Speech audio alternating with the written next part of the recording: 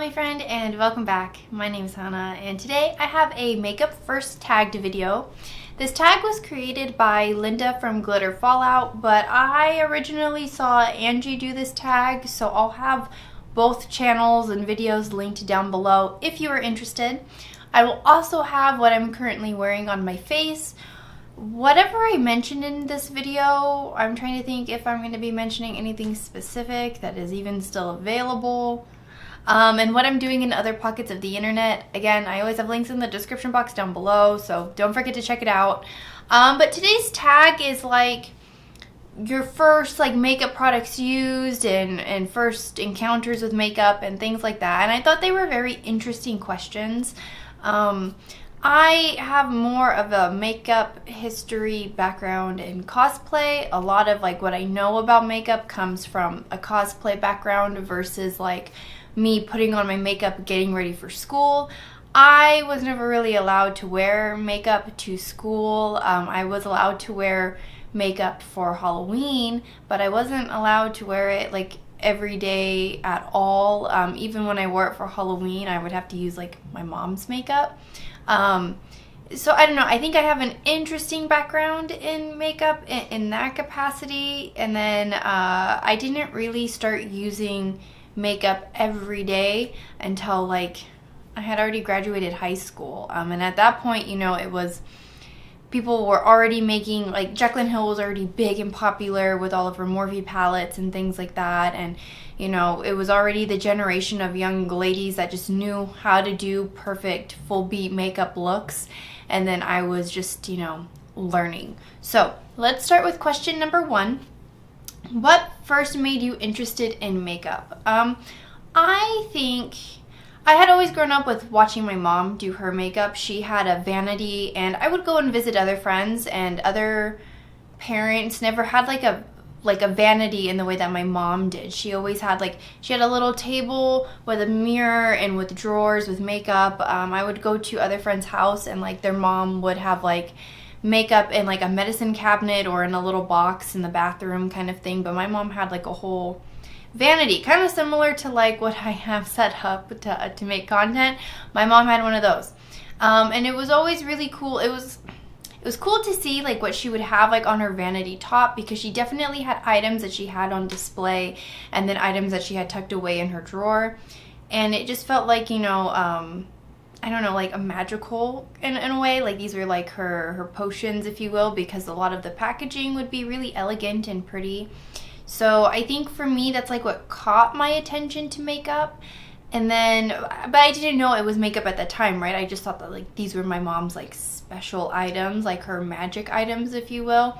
And I had a little desk in my room, and I would put my little anime trinkets, and I'm oh, I have the same thing. But in terms of using makeup, I think it was one of my very first early Halloweens, and I don't know, was I being Esmeralda? I think I was being Esmeralda from Hunchback of Notre Dame, and I remember, my mom let me do my makeup, and I remember putting on the blue eyeshadow, and I'm just that whole process of putting on the makeup was just so fun for me that I wanted to do it all the time. All the time I wanted to do my makeup in that way, because at that point for Halloween I had done Power Rangers and Minnie Mouse and things like that, but things that weren't I don't know, I guess I could draw whiskers on my face and be like Naruto, but that wasn't I don't know, the average makeup use. It was costume makeup. And so to have a makeup look where you could wear blue eyeshadow every day and wear the special lipstick and things like that, I thought that was I had never experienced such a joy before. Question number 2. What was the first makeup you ever remember applying? I remember the first time going into my mom's vanity. She had this, it was a brush. I'll use this as an example. It was a brush on top, and it had the powder underneath, and you would twist it to open the brush and tip it over for the product to come out. I think they still make highlighters and things like this. And it was this really finely milled glitter that was in there, and I thought it was a blush, because in the vial it looked pink. And I remember like applying it to my face and it was just like glitter. Or not really glitter, like I don't know, it kind of looked like a Super Shock highlighter, but it was just like a dry like powder. But there was no like color payoff. Like in the light, like when you tilted your face and you would catch like your highlight, there would be like a pretty shine, but it wasn't a blush. And so I just remember kind of thinking like, oh, do I apply it all over my face? And then at that point my mom had come into the room and then she started saying, Hannah, like you can't go through my vanity, like don't touch mommy's makeup. And we were having that conversation. But I think the first makeup item I remember like instinctively applying, like I wanted to see how it would look, was eyeliner. My mom would get these pencil eyeliners, and I remember they came in a pack of 2. One was black, one was brown, and I want to say they're from like L'Oreal or like Rimmel or something like that, because I remember you could find them in the drugstore. And then I remember my senior year of high school, they finally like discontinued this item, because then that's when my mom went on this like finding her new eyeliner journey. And I just remember like applying the black eyeliner in my waterline, because all of the celebrities at the time were doing their makeup like that. All of my girlfriends were doing their makeup like that. And I thought like that's how you were supposed to do your makeup. And I don't know, I just remember that being my first experience of like applying makeup, like with the intent of applying makeup and doing a look and going out in my day. I think it was eyeliner. Question number 3. Who was the first makeup YouTuber you remember watching? I have grown up with YouTube. I remember YouTube being like, before there were like content creators on YouTube, people were just like uploading clips and things. And I remember like the start of like the how-to. This was kind of like the birth of like the content creator on YouTube. A lot of people would post how-to videos. And so when I started doing cosplay and like trying to learn makeup techniques, because like my mom had these old like magazines that would go over like makeup use, but they were so dated. They're from like the 70s and the 80s, and I'm like, I don't want to do my makeup like that. I want to do my makeup more modern, like how the celebrities currently are doing their makeup. And I remember you could find like tutorials on YouTube on like how to do that. You would just type in like how to do eyeliner, how to do mascara, how to do eyeshadow, things like that. And I remember one of the first content creators I came across was Venus Angelic. I'll insert a picture here. She's still, I believe, making content on YouTube. I haven't watched her channel in a long time. And the last time she kind of came across like my internet eyes, if you will, it was just kind of going over like the scandal going on in her personal life. And it's sad to see like the beginning to like where she is now. I think she's doing much better, but there's definitely a lot of trauma that she's gone through. So I don't know, it's very interesting. But I remember watching her channel as far as like a first like content creator or like YouTube makeup person, because I would like how to make anime eyes, how to apply false lashes, how to make your eyes look larger, how to contour your eyes, how to contour your face. And she would do the kind of like makeup techniques that I would use to do all of my cosplays. Because obviously to make yourself look like a little anime girl, if you're going to be Chi from Chobits, you're not going to contour your face like a Kardashian, right? Like it's completely different. So I remember like I would type in like how to do like false lashes and seeing her videos. So then I just kind of remembered like, oh, she's someone that does a lot of the like cosplay makeup that I like. I never subscribed or anything like that. Like I don't know. Well, I think you could always subscribe since like the beginning of YouTube, but I never really did that with her channel. I just remember kind of like instinctively kind of looking for her channel. But I would also watch a lot of like Japanese girls doing their makeup. A lot of them would post like speaking in Japanese, and at that time I didn't know Japanese, but it was very easy for me to watch a tutorial on like how they were doing something, and I just remember always doing that.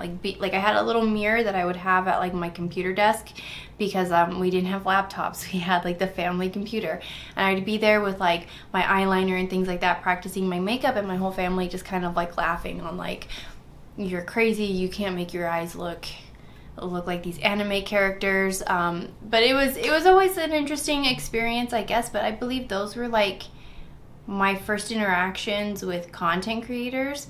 I didn't really subscribe to content creators until way later on, like 2019. I had kind of watched like the Jeffree Star, many MUAs, Laura Lee's, and things like that, as they were like popular from that like 2012 to 2016 like window. But I never subscribed to them, and I never really was like a part of like the beauty community in that capacity. Again, I would just come across their videos when I would look up how-tos. Question number 4. Who was your first true makeup muse? Who is / are your current makeup muses? Okay, so I think my first like makeup muse was Britney Spears, and I believe I was a delusional like little girl, because I remember looking in the mirror and thinking, oh my gosh, me and Britney have the same face, so however she does her makeup is exactly how I'm gonna do my makeup, because she always looks so good. I don't think I look like her at all. I like that I thought that as like a small child. I don't know what was in my Kool-Aid at that time, but was fun. And I remember I would like look at her photos and see how she did her makeup and try to like mimic it. Like she was just someone that like, I remember looking at photos in like magazines and things like that, and like sitting in front of like my mirror and trying to like copy it with my mom's makeup. And like anytime I tried to like do costumes and things like that, I would try to like work in some element of like Britney, and like, because I remember she would always have these like very smoky eyeliner looks, and I would always try to incorporate that into like my cosplays or my costumes for Halloween in some capacity. And I think like Posh Spice from the Spice Girls, it's funny because Victoria Beckham now has a makeup line, and I haven't tried anything from it, but it's just because like the tax bracket for her brand is just, I'm not in that tax bracket, let's say. But I remember those two being like my two biggest influences as far as like makeup very, very early on. And then, you know, it like shifted and changed, you know, as the years went by.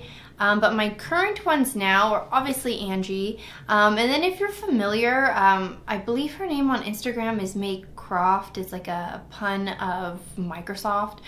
But she's like a huge, like, I don't want to say, she's not really like an influencer. She's just kind of like an internet personality. Her Instagram, she's always doing fun like makeup looks. She does a lot of like graphic looks or like colorful looks, full face looks. I don't do my makeup in that way, but it's so inspiring to see how she plays with her makeup and how she puts these different products together. And she likes a lot of the same products I do. So if she can use the same products, you know, that I'm enjoying, and she can do like these full face things, you know, for me who does like cosplay and kind of does like different, like from the norm kind of makeup, I don't know, I always like, I feel like I'm an in-between of like both her and Angie as far as like my makeup use and like what I'm interested in. And like for Angie, I don't know, I talk about her so much on my channel, I feel like I'm just kind of repeating myself, but I love her eye for color, and I think she just has such, I love when she's talking about how she applies her makeup and like what steps in her processes are, because it's just, I can learn from it. It's hard for me to just sit there and watch someone do their makeup. Like I can watch it with like a learning eye to kind of pick up their technique, but Angie can kind of give more like to the thought process that's going on. So between the two, I like both of them. Both on Instagram. I believe both are also on TikTok if that's where you hang out. I know May has a YouTube channel, but she doesn't really post on YouTube, but she does have some good content on there if you were interested. Question number 5, what was the first higher end makeup product you bought? For me, I believe that was the Too Faced Born This Way foundation. I had my first like Ulta didn't come into like my small little city until like my end years of high school, and I didn't really step foot in there until like after I graduated high school, like 2-3 years after I had graduated high school, because at that point I wasn't really buying like makeup. Like I would go to like Rite Aid, Walgreens, whatever, and buy makeup there. So it was interesting to go into Ulta for the first time because I wanted a foundation that was nice, and I wanted something that was a color match for me.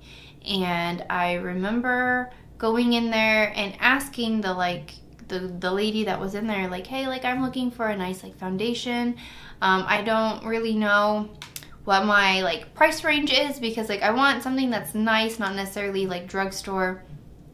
And she walked me over to the Too Faced counter and she said, we had just put these out like an hour ago. I heard really good things about this, you know, and she said that she was like, I remember she said that she got to try like a sample and she really enjoyed it, and like she thought it would be really good for like first time makeup use. And I remember her putting it on my face and just thinking that it was such like a nice, because I remember I got this foundation in like my first beauty blender ever, when I bought this foundation, and it was like a lot of money because I think at the time like the Too Faced Born This Way foundation was like $30.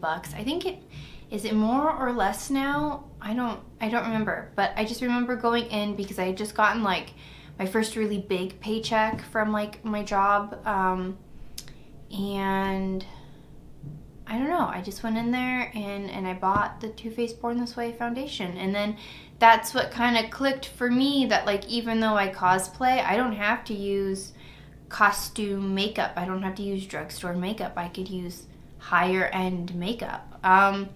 I don't think that Too Faced is necessarily like high end, like in the way that I would think like Patrick Ta or like Natasha Denona is high end, but at the time I thought that it was.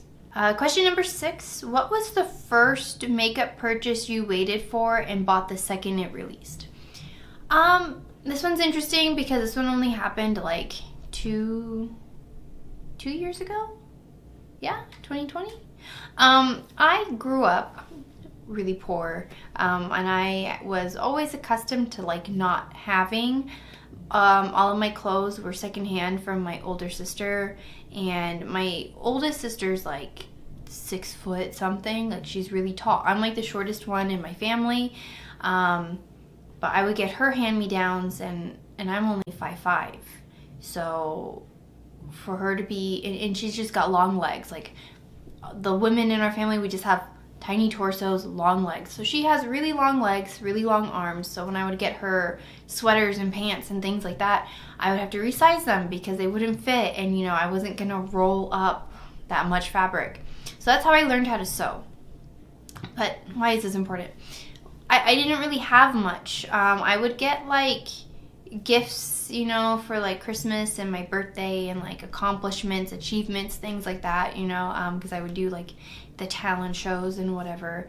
But I didn't really ever like have much growing up, and I kind of just got used to not having the things that other kids would have, or like having like a secondhand version of that. Like I just was used to that. And for me, like I'm not someone that's about brands. I just like the quality items, and I like the things that I like. I like this Naruto sweater. I think it was like $10 at Target, and I love it. How many times have I worn this in a video, like in this month alone? Probably a lot. So for me, it wasn't so much about like having the new thing that everybody had. So I don't know. I think during that like Jeffree Star era of like makeup, I also didn't really have like FOMO or anything like that, because I'm like, oh, if I was meant to have it, I would have it, and if I didn't have it, I wouldn't. And I'm also kind of hesitant to like purchase things that are popular. I remember growing up, I would always be called like a little hipster because like if it was too cool, Hannah wouldn't like it. it's kind of funny because I think of Attack on Titan and how much I love Attack on Titan now, but how I was very like, I'm not watching that, and now it's one of my favorite series of all times, but unrelated. So for me, I was just very accustomed to just like not being interested into what was popular and just kind of finding my own beat. I always kind of went to my own rhythm, if you will. But the first item that I'm like, oh my gosh, I got the news that it was coming out, and I set my alarm and I was really excited, and that was the Club Nebula palette from Claydos, which is an Angie collab, and it was one of the bigger ones, and I think it really like put her channel to like a new level, because when I've been watching her for years, and when I finally subscribed in like 2019, because it was one of those things where I started to notice that like YouTube wasn't like suggesting her videos to me, and I'm like, no, I don't want to lose her, so I subscribed to her. And I just remember like the channel not necessarily being smaller, because she is kind of like a larger content creator, but I feel like now she's just she's very big now. Like I think she's one of the like bigger names in the makeup community. I feel like everybody either like knows of her or watches her content. A lot of you probably watch me because you found me in her comment section. So when she announced this palette, I was super excited because like Cyberpunk 2077 had like just come out, or like was coming out like a few months later. I can't remember, because I remember buying like a highlighter and getting it on like day 2 of playing Cyberpunk, and I just remember thinking like I got the blue like Skywalker highlighter, but I can't remember if I got that with the Club Nebula palette. I'm like, I gotta look at the calendar, I gotta do the math. But I was so in love with the idea of Cyberpunk 2077, and I love Cyberpunk, like anything that's like Ghost in the Shell, or is Evangelion Cyberpunk? Not really, but I like the robots. So anything that like falls into that category, I'm like so obsessed with, and that's Claydos' like whole thing. It's like, I don't know how to describe this, but a lot of their releases just are like of a cyberpunk aesthetic, and I love it. Like that, just my fashion, my decoration, decor, like interior design, that's the word I'm looking for. All of that. I just love cyberpunk so much. So when Angie was releasing this Club Nebula palette, it was like Angie and cyberpunk and everything that I love all in one. And at the time in 2020, you know, we were all like in a lockdown. I had just started like making content for my YouTube channel. My videos are still up, and like a lot of my earlier videos weren't necessarily like makeup oriented, like makeup specific. And so for me, that palette is just kind of like a bookmarker of that time, and just kind of like my beginning of YouTube.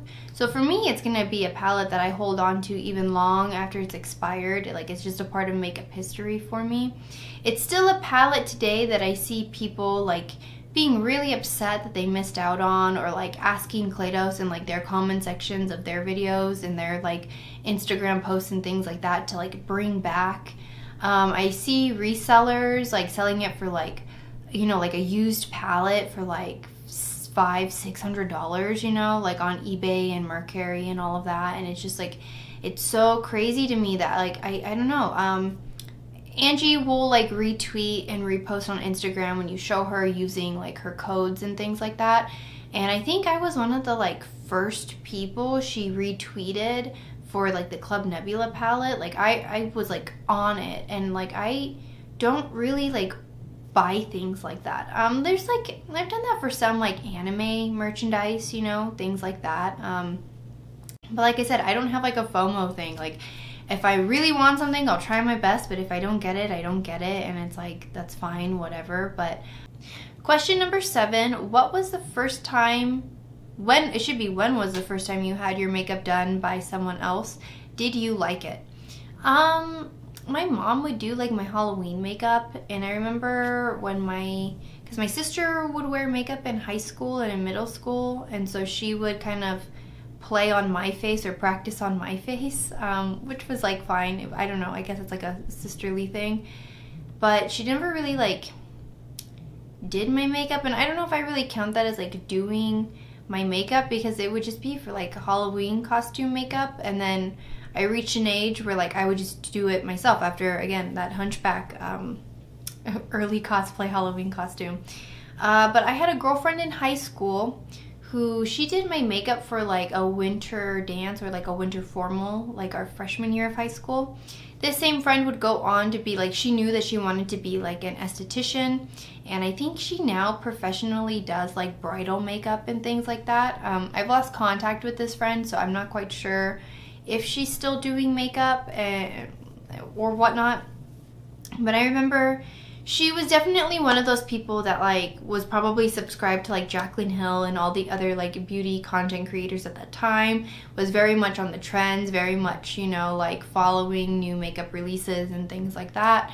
And she did like my first I don't know, like smoky eye, and like just like the typical like influencer smoky eye, and she did it for my like winter formal. And I just remember thinking like, oh my gosh, like my makeup actually can look good, because again, I would look at pictures of like Britney Spears or other celebrities or like other cosplayers, and I would try to recreate it, but you know, I was using like Walgreens drugstore makeup. And at that time, those quads were absolutely miserable. They're probably still miserable, but probably of a better quality now than that they had ever been before the year 2000. So I never felt like I was good at makeup, and I like didn't care that I couldn't go to school without makeup, because it's not like I looked better with makeup on.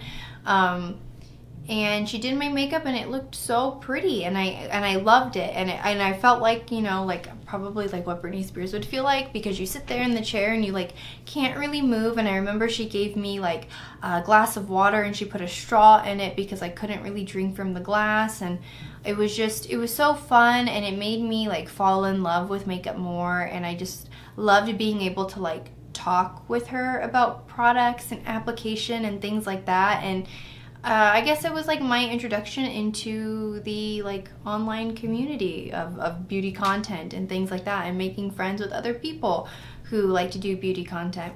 She was interested into anime, and she always loved like my cosplay, and through her, you know, we would brainstorm ideas and like techniques and things like that. And she was just totally like so important in like my I don't know, and like furthering my education and skill set in makeup. And definitely like when she was going through school and even after school for esthetician, like I remember I would be like her dummy, her like, she would have to do a test, and I would come in and she would do my makeup and get graded on it. And like it was always so fun. And I think I'm like a lot of pictures in her earlier like portfolio and things like that, and she would do like cool like editorial makeup and different things, and like it was just so great. And I don't know, I think there's like still a number of people that I talk to from that friendship that I met online through the community. But yeah, that was my first experience as someone doing my makeup. Question number 8. What's the makeup product you own that should be the first one thrown out in a declutter, but you just can't do it? So I had to go through my collection, and I found a number of items. But if, I don't know, I'm assuming we're all familiar with Sephora and being inside of a Sephora, and how when you're like in line to go to the registers, they have like the little like mini counters, and they have like the you'll see things from like I don't know, KVD Beauty. This one in particular that I'm going to talk about is from Tarte. So I remember it was a set of like a cream blush, a highlight, and was it just those 2 items? Maybe, I don't know. But I have the cream blush, and it's the Tarte Dazed Cheek Stain. Holding this feels disgusting. Like this is like a nasty cap. There's not really any product left. Like this is, I can't make it go any higher. But I love this. This was my favorite blush. I use this every single day. Like this is like an empty product. But I hold on to it in the hopes to find a similar shade. And I think I maybe have it. I don't know. Like I thought that like this ColourPop, what is this? This is in Winona, right? They're like their cream blush was a similar shade. It's not, and I've looked it up online. This is like more of like a nude rose kind of shade, and it's not like it's a hard shade to find in any collection of things, but I really loved this product so much, and I loved how it looked on my cheeks. I thought it was so pretty. They did end up re-releasing the cheek stains from Tarte like earlier this year. I don't know if it was for like a limited run. There was only like 3 shades, and I think it was like the 3 popular shades. This particular shade, Days, was only available in that mini, and like I kick myself for not buying like more of them. I like constantly have that thought every time I look at this. But I don't know, like maybe that's what I'll do when I'm not on this like no buy, low buy thing. Maybe that will be my mission of just like trying different cream blushes that are like of this tone, because this was just like my perfect like nude blush, and I loved wearing it. It was so cute. I also have these 2 Urban Decay eyeshadows. This one is Solstice. It's like a red, blue, like shifty kind of shade, and then this one is Lounge, which is like a brown green kind of shift. Both of these kinds of shades are very common in any kind of like indie makeup palette. I don't know if I would necessarily call these like duochromes, but these are like the first run of like duochromes because it had like this pretty like color shift, and I bought these like when these came out. These are ancient because like Urban Decay has discontinued this packaging and I think this formula, and has re-released them like currently. And then the last question number 9, what is the first thing someone should know about makeup? Not to like repeat Angie's answer, because like I liked what she had to say, but makeup doesn't, maybe I should like preface this with like as someone coming from like a cosplay background. You can use makeup to morph your face and kind of contour your face and give yourself like angles or shapes that you don't normally have. But you shouldn't use that to like, I don't know. I do that to my face for fun because I want to look like 02, or I want to look like Fujiko Mine, or like Asuka, you know, from Evangelion.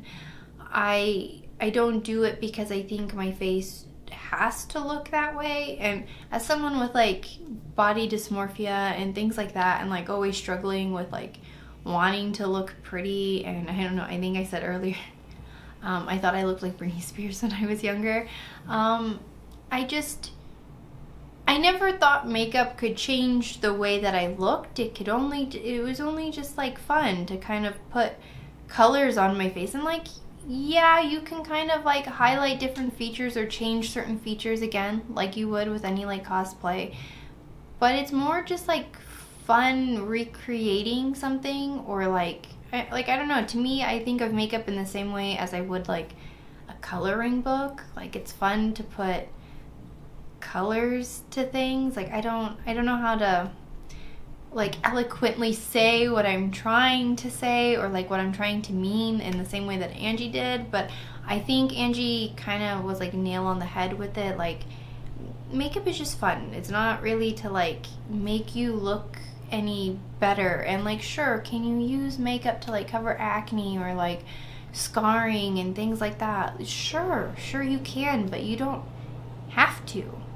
You don't have to like makeup. You can absolutely hate makeup and have your acne out and about, and it doesn't matter. Or you can absolutely hate your acne and try to like cover it up, but that doesn't make you any less than the beauty that you are. And I don't know, I guess like another thing would be like what your face shape is.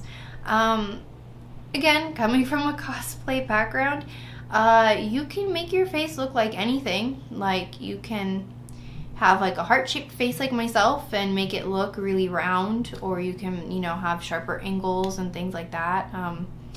And learning your face shape can really help, like again, just kind of highlight or hide things that you would like to on your face. But knowing your, I don't know, I guess knowing your face shape and like what your undertone is like step 1 of makeup. Because once you have that down, when you're listening to someone explain like theory and color, like color theory, shape theory, things like that, like, you know, it's just easier to find what works for you. Like, especially when doing like your eyes, like do you have hooded eyes, things like that. I would love to hear your guys' thoughts and opinions down below. Like, I would love to hear what some of your answers are, and if you recreate this tag or redo this video, or what am I trying to say? I said the same thing twice.